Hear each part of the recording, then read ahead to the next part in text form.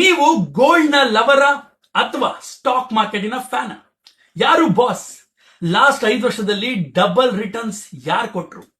ಸತ್ಯನ end ತನಕ ನೋಡಿ ಹೇಳ್ತೀನಿ. ಗೋಲ್ಡ್ ನಮ್ಮ ಪೇರೆಂಟ್ಸ್ ನ ಗೋ ಟು ಗೋ ಇನ್ವೆಸ್ಟ್ಮೆಂಟ್. 2020ರಲ್ಲಿ 48,000 ರೂಪಾಯಿ ಇತ್ತು 10 ಗ್ರಾಮ್ ಗೋಲ್ಡ್ಗೆ. ಈಗಿನ ಬೆಲೆ 1.1 ಲಕ್ಷ ಇದೆ. ಆದ್ರೆ ಸೆಂಟ್ರಲ್ ಬ್ಯಾಂಕ್ ರೆಕಾರ್ಡ್ ಬೈಯಿಂಗ್ ಮಾಡ್ತಾ ಇದ್ದಾರೆ. 32,000 ಟನ್ ಗೋಲ್ಡ್ ನ ಬೈ ಮಾಡಿ ಹೋಲ್ಡ್ ಮಾಡಿ ಇಟ್ಟಿದ್ದಾರೆ. ಸೊ ಗೋಲ್ಡ್ ನ ಅಕ್ಯುಮುಲೇಟ್ ಮಾಡ್ತಾ ಇದ್ದಾರೆ. ಆದ್ರೆ ಇದು ಸ್ಟಡಿ ಗ್ರೋತ್ ಇದೆ, ಬಟ್ ಸೇಫ್ ಇದೆ, ಬಟ್ ಸ್ಪೀಡ್ ತುಂಬಾ ಕಮ್ಮಿ ಇದೆ. ಅದೇ ನಾವು ಸ್ಟಾಕ್ಸ್ ನ ತಗೊಂಡ್ರೆ ಸ್ಟಾಕ್ಸ್ ಅಲ್ಲಿ ಗ್ರೋತ್ ಫಾಸ್ಟ್ ಆಗಿರುತ್ತೆ, ಗ್ರೋಯಿಂಗ್ ಫೇಸ್ ಅಲ್ಲಿ ಇರುತ್ತೆ. ನಿಫ್ಟಿ 50 ಲಾಸ್ಟ್ 5 ಇಯರ್ಸ್ ಅಲ್ಲಿ 80% ರಿಟರ್ನ್ ಕೊಟ್ಟಿದೆ. Nifty mid cap last 5 years ಅಲ್ಲಿ 140% ರಿಟರ್ನ್ ಕೊಟ್ಟಿದೆ. ಅಂದ್ರೆ ಕಂಪೌಂಡಿಂಗ್ ಪ್ರಕಾರ 10 ವರ್ಷದಲ್ಲಿ ವೆಲ್ತ್ 5 ಪಟ್ಟಾಗಿದೆ.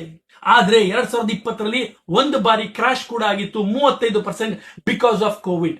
ಈಗ ಥಿಂಕ್ ಮಾಡಿ ಹೇಳಿ, ನೀವೇನ್ ಚೂಸ್ ಮಾಡ್ತೀರಾ? ಸೇಫ್ಟಿನ ಚೂಸ್ ಮಾಡ್ತೀರಾ ಅಥವಾ ಗ್ರೋತ್ ನ ಚೂಸ್ ಮಾಡ್ತೀರಾ? ನಿಮ್ಮ ಪಿಕ್ ಏನು ಅಂತ ನೀವು ನನಗೆ ಕೇಳೋದಾದ್ರೆ ನಾನು ಡೈವರ್ಸಿಫೈ ಮಾಡ್ತೀನಿ.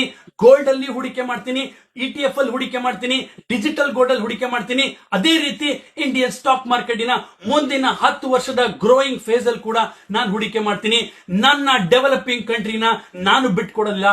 ಒಳ್ಳೆ ಗ್ರೋಯಿಂಗ್ ಕಂಪನೀಸ್ ಅಲ್ಲಿ ಹೂಡಿಕೆ ಮಾಡ್ತೀನಿ, SIP ಮಾಡ್ತೀನಿ, ಸ್ಟಾಕ್ಸ್ ಅಲ್ಲಿ ಹೂಡಿಕೆ ಮಾಡ್ತೀನಿ, ಡೈವರ್ಸಿಫೈ ಮಾಡ್ತೀನಿ, ಒಳ್ಳೆ ಸೆಕ್ಟರ್ ಗಳಲ್ಲಿ ಹೂಡಿಕೆ ಮಾಡ್ತೀನಿ. ನೀವು ಯಾವ್ದ್ರಲ್ಲಿ ಹೂಡಿಕೆ ಮಾಡ್ತೀರಾ? ನೀವು ಗೋಲ್ಡ್ ಅಲ್ಲಿ ಹೂಡಿಕೆ ಮಾಡ್ತೀರಾ ಅಥವಾ ಸ್ಟಾಕ್ ಮಾರ್ಕೆಟ್ ಅಲ್ಲಿ ಹೂಡಿಕೆ ಮಾಡ್ತೀರಾ ಅಥವಾ ಎರಡಲ್ಲೂ ಹೂಡಿಕೆ ಮಾಡ್ತೀರಾ? ಕಮೆಂಟ್ ಮಾಡಿ. ಜೊತೆಗೆ ಈ ವಿಷಯ ಸರಿ ಅನ್ಸಿದ್ರೆ ಸೇವ್ ಮಾಡಿ ಹಾಗೂ ನಿಮ್ಮ ಫ್ರೆಂಡ್ಸ್ ಗಳಿಗೂ ಶೇರ್ ಮಾಡಿ.